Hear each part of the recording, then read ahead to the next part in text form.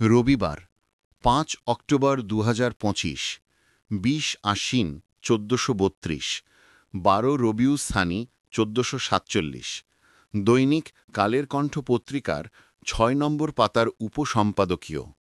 আজকের উপসম্পাদকীয়ের শিরোনাম বিশ্ব শিক্ষক দিবস ও বাংলাদেশের প্রেক্ষাপট। লেখক খুরশিদুজ্জামান আহমেদ, প্রধান শিক্ষক, কালীগঞ্জ করিমউদ্দিন পাবলিক পাইলট উচ্চ বিদ্যালয়, কালীগঞ্জ, লালমনিরহাট। প্রতি বছর ৫ অক্টোবর বিশ্বজুড়ে শিক্ষকদের অবদানকে সম্মান জানাতে ও তাদের অধিকার নিয়ে আলোচনা করতে বিশ্ব শিক্ষক দিবস পালিত হয়। ২০২৫ সালের এই দিবসটি এক বিশেষ তাৎপর্য নিয়ে এসেছে, যার মূল প্রতিপাদ্য হল শিক্ষকতাকে একটি সহযোগী পেশা হিসাবে পুনর্গঠন, recasting teaching as a collaborative profession. এই প্রতিপাদ্যটি বাংলাদেশের চলমান শিক্ষা ব্যবস্থার সংস্কার ও নতুন শিক্ষাক্রম বাস্তবায়নের ক্ষেত্রে অত্যন্ত সময় উপযোগী এবং গুরুত্বপূর্ণ। বৈশ্বিক প্রেক্ষাপট ও মূল ধারণা। এবছরের বিশ্ব শিক্ষক দিবসের মূল সুর হল শিক্ষকদের বিচ্ছিন্নতা থেকে বের করে এনে একটি সহযোগী ও সম্মিলিত পেশাগত পরিচয়ে প্রতিষ্ঠিত করা। বিশ্বের অনেক দেশের মতো বাংলাদেশেও শিক্ষকরা প্রায়শই এককভাবে শ্রেণীকক্ষে পাঠদান করেন। তাদের পেশাগত উন্নয়ন, মানসিক সুস্থতা কিংবা পাঠদান পদ্ধতির আধুনিকায়নে সহকর্মী, পরামর্শদাতা বা স্কুল নেতাদের সাথে পারস্পরিক সহযোগিতার একটি শক্তিশালী প্রাতিষ্ঠানিক কাঠামো অনেক ক্ষেত্রেই সীমিত। এই বিচ্ছিন্নতা কেবল শিক্ষার মানের ওপর প্রভাব ফেলে না, শিক্ষকদের পেশায় ধরে রাখার ক্ষেত্রেও একটি বড় প্রতিবন্ধকতা তৈরি করে। ২০২৫ সালের এই দিবসের লক্ষ্য হল শিক্ষাদানকে এমন একটি পেশা হিসেবে নতুনভাবে সংজ্ঞায়িত করা, যেখানে পারস্পরিক সমর্থন, জ্ঞানের আদান প্রদান ও সম্মিলিত দায়িত্ববোধকে উৎসাহিত করা হবে।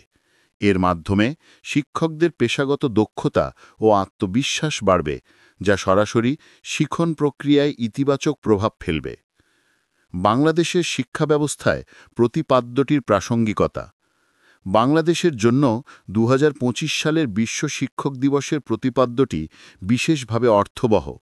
দেশের শিক্ষাক্রমের সাফল্য বহুলাংশে নির্ভর করে শিক্ষকদের পারস্পরিক সহযোগিতার উপর। এই ব্যবস্থায় শিক্ষকরা শুধুমাত্র জ্ঞানদাতা নন, বরং সহায়ক বা ফ্যাসিলিটেটর।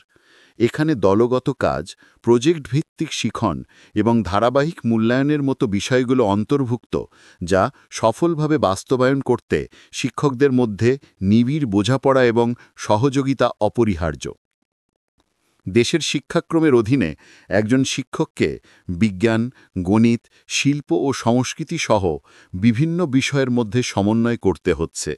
এক্ষেত্রে বিভিন্ন বিষয়ের শিক্ষকরা যদি একটি চর্চার সম্প্রদায় বা কমিউনিটি অফ প্র্যাকটিস গড়ে তোলেন, তাহলে তারা একে অপরের অভিজ্ঞতা থেকে শিখতে পারবেন, রিসোর্স শেয়ার করতে পারবেন এবং সম্মিলিতভাবে সমস্যা সমাধান করতে পারবেন। এই সহযোগী মনোভাবই নতুন শিক্ষাক্রমের মূল শক্তি। বর্তমানে বাংলাদেশে প্রাথমিক ও মাধ্যমিক স্তরে প্রায় ৫.৮ লক্ষ শিক্ষক রয়েছেন। নতুন শিক্ষাক্রম বাস্তবায়নের জন্য এই বিপুল সংখ্যক শিক্ষককে প্রশিক্ষণের আওতায় আনতে হচ্ছে। প্রাথমিক শিক্ষা উন্নয়ন কর্মসূচি বা PDP-4 এর আওতায় প্রায় ৪.৫ লক্ষ প্রাথমিক শিক্ষককে প্রশিক্ষণ দেওয়া হচ্ছে।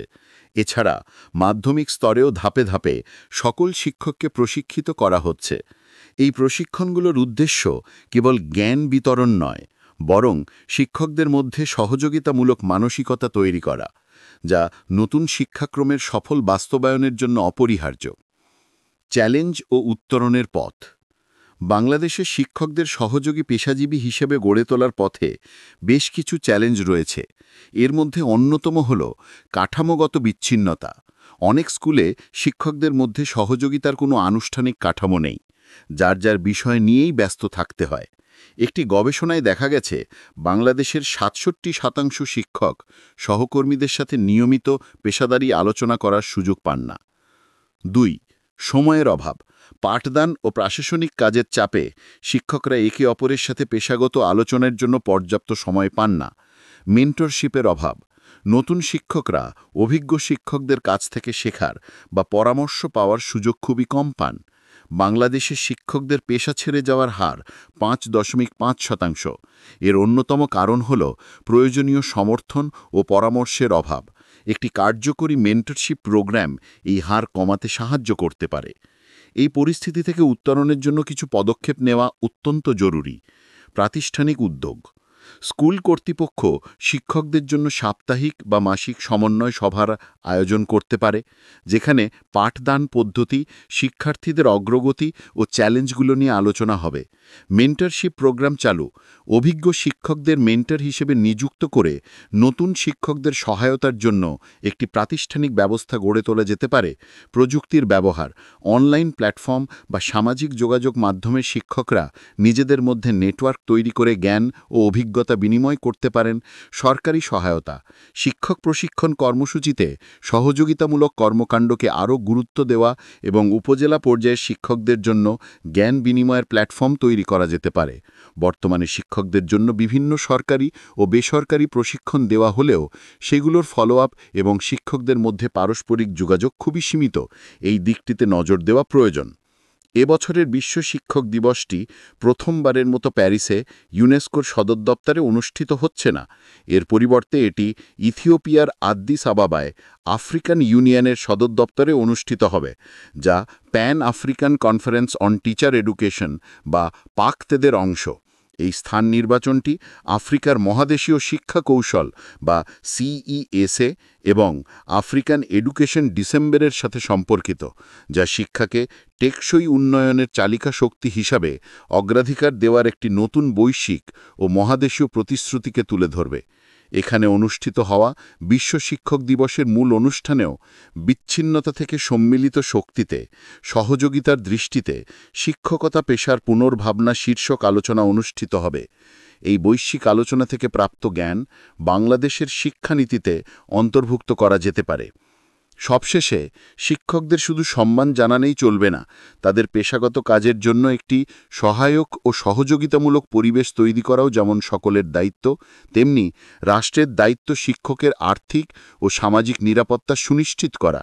শিক্ষক যেন তার পেশায় আস্থা পান, ভরসা পান।